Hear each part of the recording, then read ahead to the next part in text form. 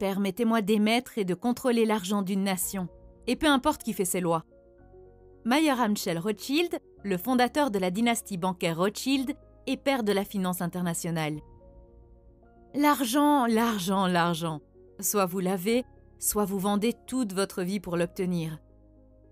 L'argent est partout. Il est dans la chaise où vous êtes assis, dans le téléphone portable ou l'ordinateur que vous utilisez pour regarder cette vidéo, dans la serviette de table où vous vous mouchez. Mais avez-vous déjà pensé à l'origine de l'argent? Qui le crée? Comment est-il créé? Et qui le contrôle? Ces questions semblent simples, mais même la plupart des étudiants et des professeurs d'économie ne savent pas comment l'argent est créé aujourd'hui. La façon dont notre argent est créé est la principale raison pour laquelle vous ne pouvez pas vous permettre d'acheter une maison et de trouver un bon emploi. C'est la cause première des problèmes majeurs. C'est la principale raison pour laquelle l'argent est très complexe pour cacher la vérité. Cette vidéo l'explique dans un langage simple. Dans notre économie moderne, nous avons deux sortes de monnaie, la monnaie papier et la monnaie électronique, qui est la monnaie la plus utilisée aujourd'hui. La monnaie électronique est constituée par les numéros que vous voyez sur votre compte ou par la carte de paiement que vous utilisez pour faire des achats. Si l'on considère l'argent en termes d'utilisation quotidienne, il ne semble pas y avoir de grande différence entre ces deux types de monnaie. Si vous achetez une tasse de café, le coût est le même, que vous payez par carte de paiement ou en espèces. La différence entre les deux semble n'être qu'une question de commodité ou de préférence. Si toutefois nous nous demandons comment l'argent est créé, nous verrons alors qu'il y a une énorme différence. Commençons par le papier-monnaie. Le papier-monnaie est créé par la Banque centrale sous la forme de billets de banque ou de pièces de monnaie. Vous pouvez le lire sur le billet de banque. Si quelqu'un d'autre essaie de la créer, il ira en prison pour contrefaçon. Beaucoup de gens pensent que la Banque centrale est la principale organisation qui crée la majorité de notre monnaie. Mais en réalité, seuls 3 à 5% de la masse monétaire totale est constituée de papier-monnaie créé par la Banque centrale, les 95 à 97% restants étant de la monnaie électronique créée par les banques commerciales. La monnaie électronique est très délicate. Beaucoup de gens pensent que la monnaie électronique n'est que la version électronique de la monnaie papier, mais ce n'est pas vrai. La monnaie électronique est créée par les banques commerciales lorsqu'elles émettent de nouveaux prêts. Imaginez que vous vous rendiez dans une banque pour obtenir un prêt de 10 000 €. Ce prêt sera rarement remboursé en espèces. Lorsque vous dépensez cet argent électronique, vous le transférez simplement de votre compte dans votre banque vers le compte de quelqu'un d'autre dans sa banque, et dans ce processus, l'argent électronique n'est pas transféré en monnaie papier puis retransféré en argent électronique. Lorsqu'une banque émet un prêt, disons d'1 million d'euros, cela signifie que la banque crée et ajoute simplement 1 million d'euros à la masse monétaire totale de l'économie. Peut-être vous demandez-vous actuellement où la banque a pu trouver ce million d'euros à prêter. Y a-t-il une armée de grands-mères et de grands-pères qui ont mis toutes leurs économies dans la banque et la banque utilise cet argent pour faire un prêt d'1 million d'euros? Bien sûr que non, ils ont juste tapé des chiffres sur votre compte. Étape 1, vous signez le prêt. Étape 2, la banque tape les chiffres sur votre compte. 95 à 97% de notre masse monétaire est créée de cette façon. Je suis sûre que certains d'entre vous se disent « Allez, comment est-ce possible ? Il n'est pas possible que la banque se contente de taper des chiffres sur mon compte lorsque j'emprunte de l'argent. » Vous ne croirez peut-être pas les choses mentionnées dans cette vidéo, mais voici une citation de la Banque centrale d'Angleterre. Les banques commerciales créent de l'argent sous la forme de dépôts bancaires en faisant de nouveaux prêts. Lorsqu'une banque accorde un prêt, par exemple à une personne qui prend un crédit hypothécaire pour acheter une maison, elle ne le fait généralement pas en lui donnant des milliers de billets de banque. Au lieu de cela, ils créditent leur compte bancaire du montant de l'hypothèque. À ce moment-là, l'argent est créé. Vous vous enthousiasmerez par toutes ces nouvelles façons intelligentes de payer, comme les services bancaires sur Internet, les cartes de paiement et les smartphones. Mais nous devons nous rappeler le prix que nous avons payé pour cette commodité. Nous avons essentiellement privatisé la création d'argent dans notre société. Je suis sûre que vous avez entendu le dicton « l'argent est le pouvoir ». Si l'argent est le pouvoir, que signifie alors le fait de donner la création de ce pouvoir aux banques, aux organisations privées à la recherche de profit? J'espère que vous commencez à comprendre pourquoi c'est un problème important de laisser les banques créer de l'argent. Tout d'abord, laissez-moi vous dire que je ne déteste pas les banques. Et je ne dis pas que les banques sont mauvaises ou que les banquiers sont cupides. Le problème principal est que nous avons donné trop de pouvoir au secteur bancaire. Nous avons essentiellement permis aux banques de combiner deux processus vitaux qui sont la création d'argent et le prêt d'argent. Par conséquent, lorsque les banques prêtent de l'argent, elles créent de l'argent. Il est très important que vous compreniez cette partie car elle a un impact direct sur vous. C'est la principale raison pour laquelle vous ne pouvez pas vous permettre d'acheter une maison et de trouver un bon emploi aujourd'hui. Tout comme les entreprises privées normales, les banques veulent également maximiser leurs profits et minimiser leurs risques, ce qui signifie qu'elles sont incitées à prêter de l'argent à certains secteurs moins risqués. Et vous savez quel est le secteur qui présente le moins de risques pour les banques? L'immobilier. Pour les banques, il est risqué de prêter de l'argent à une petite entreprise car il y a de fortes chances qu'elle fasse faillite. Mais les hypothèques sont assorties de garanties. Si l'emprunteur ne peut pas payer, la banque prendra le bien pour couvrir ses pertes. Comme il est logique que les banques prêtent de l'argent pour les hypothèques, l'argent nouvellement créé inonde le marché immobilier au lieu d'autres secteurs dont la société a besoin, comme les énergies renouvelables, la création de nouvelles entreprises, les écoles, les hôpitaux, etc.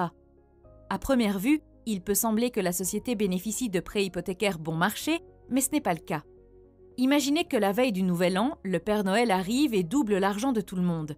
Si vous avez 10 000 € sur votre compte, le Père Noël vous en donne 20 000.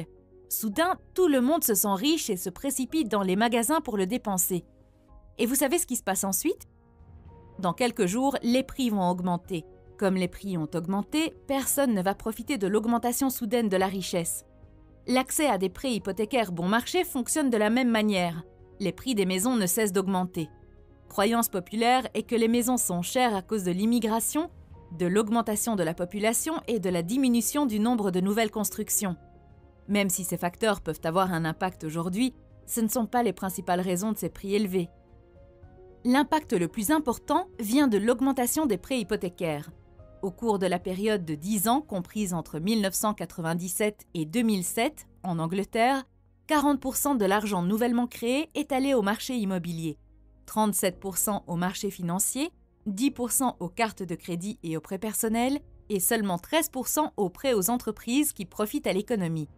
C'est pourquoi chaque année, les prix de l'immobilier augmentent en moyenne de 7,7%, alors que les salaires n'augmentent que de 0,8%. Ces chiffres concernent le Royaume-Uni, puisque l'auteur des livres que j'ai utilisés pour créer cette vidéo est originaire du Royaume-Uni. Mais la situation est similaire dans le monde entier. Comme vous pouvez le constater, près de 80% de l'argent est allé à des secteurs non productifs, qui ne profitent pas à l'économie et à la création d'emplois. Par conséquent, de nouveaux emplois ne sont pas créés et le chômage augmente. Par exemple, en Italie, 40% des jeunes de moins de 25 ans sont au chômage. En Espagne, ce taux est de 56% et en Grèce, de 60%. C'est un gaspillage massif de ressources humaines qui veulent faire quelque chose d'utile mais ne le peuvent pas, simplement à cause de la façon dont l'argent est créé et distribué dans le système monétaire moderne. Donc, si vous voulez résoudre le problème du logement et du chômage, vous devez regarder comment notre argent est créé. Voici l'une des questions que l'on me pose le plus souvent. Si les banques ont créé autant d'argent, pourquoi n'y a-t-il pas d'inflation dans l'économie? Comme vous venez de le voir, une grande partie de l'argent nouvellement créé ne circule pas dans l'économie, mais sur le marché immobilier et les marchés financiers. L'inflation est créée dans la direction où l'argent circule. C'est pourquoi les prix des maisons et les actions augmentent, alors que le reste de l'économie bouge comme une tortue. Dans le passé, un membre de la famille travaillait et pouvait subvenir aux besoins de la famille et acheter une maison. Mais aujourd'hui, les deux partenaires travaillent, mais malgré cela, ils ne peuvent pas se permettre d'acheter une maison. De nombreuses jeunes familles qui ont droit à un prêt hypothécaire paient à peine leurs dépenses courantes et leurs versements hypothécaires. Que se passera-t-il si les intérêts et les taux augmentent? La banque va les mettre à la porte et leur prendre leur maison. Mais voici la question la plus importante que personne ne pose. Qu'a fait la banque pour obtenir le droit de prendre les maisons de ces familles, si ce n'est taper des chiffres à l'écran? C'est pourquoi les prêts hypothécaires sont le produit le plus vendu sur les étagères des banques et pourquoi c'est une mauvaise idée de laisser les banques créer de l'argent et le contrôler. Au lieu de s'enthousiasmer pour tous ces nouveaux moyens de paiement électronique, attendez une seconde et demandez à qui cela profite vraiment. Puisque tout est électronique, les banques ferment leurs succursales, elles ferment les distributeurs automatiques, elles n'ont pas besoin d'embaucher du personnel, elles n'ont pas besoin d'acheter des voitures blindées pour transporter l'argent. Tout cela se traduit par une baisse des coûts pour les banques, en plus des bénéfices énormes qu'elles tirent de la création d'argent à partir de rien. Je voudrais parler de 3 autres problèmes de notre système bancaire, à savoir l'inégalité, l'instabilité et l'accumulation du pouvoir entre les mains d'un petit groupe de personnes. Parlons d'abord de l'instabilité. La façon dont les banques prêtent de l'argent ressemble beaucoup à un magasin de parapluies qui vend des parapluies quand le soleil brille, mais qui ferme quand il commence à pleuvoir. Lorsque l'économie est en plein essor, que les stocks et les prix de l'immobilier augmentent, les banques sont très désireuses de créer de l'argent frais et de le prêter à l'économie. Cela a cependant pour effet de gonfler encore plus les prix dans l'économie. Comme nous le savons, ces bulles finissent par éclater et des crises surviennent. Lorsque les crises surviennent, les banques hésitent à créer de l'argent et le prêter à l'économie, ce qui aggrave la situation. Les banques sont incitées à créer de l'argent lorsque nous n'en avons pas besoin et à le retenir lorsque l'économie en a réellement besoin. Le deuxième problème est l'inégalité. Comme nous le savons tous, lorsque nous empruntons de l'argent, nous devons payer des intérêts et nous pouvons considérer ces intérêts comme une sorte de taxe sur l'argent. Cette taxe fonctionne cependant à l'opposé des taxes normales. Dans le système fiscal normal, plus vous gagnez d'argent, plus vous payez d'impôts. Alors que dans le monde bancaire, plus vous gagnez d'argent, plus vous êtes riche et moins vous payez d'impôts. En d'autres termes, plus vous êtes riche et plus vous avez de biens, moins vous payez d'intérêts à la banque. En revanche, si vous êtes pauvre et que vous avez peu d'argent, vous devez payer un taux d'intérêt élevé. La façon dont l'argent est créé est une explication clé des inégalités dans notre société et de leur augmentation constante. La même inégalité s'applique également aux pays. Nous voyons certains pays payer des taux d'intérêt élevés et donc devenir de plus en plus pauvres. Et nous voyons d'autres pays devenir de plus en plus riches et payer des taux d'intérêt plus bas. Le troisième problème concerne le pouvoir. Si vous pouvez décider quand créer de l'argent, si vous pouvez décider de la quantité d'argent frais à créer, si vous pouvez décider du taux d'intérêt à appliquer, si vous pouvez décider dans quel but prêter de l'argent, alors vous avez un pouvoir énorme sur tous les autres. Et ce pouvoir ne s'exerce pas seulement sur l'économie, mais aussi sur la société.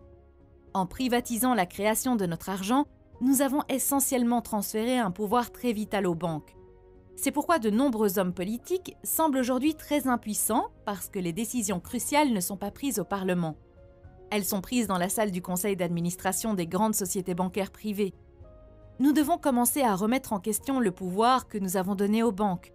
Nous devons commencer à nous demander si nous avons vraiment besoin d'un grand secteur bancaire alors que d'autres secteurs tels que les soins de santé, les écoles et les petites entreprises en souffrent.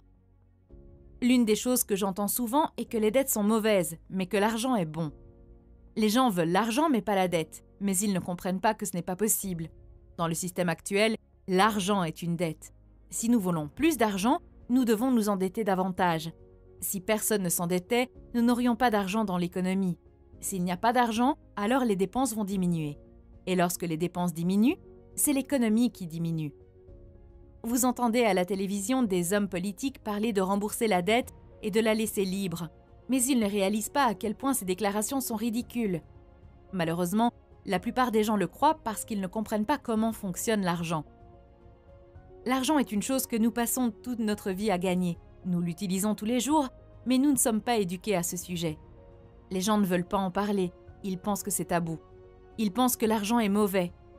L'argent n'est que de l'argent, il n'est ni bon ni mauvais. Dire que l'argent est mauvais, c'est comme dire que la pizza est mauvaise.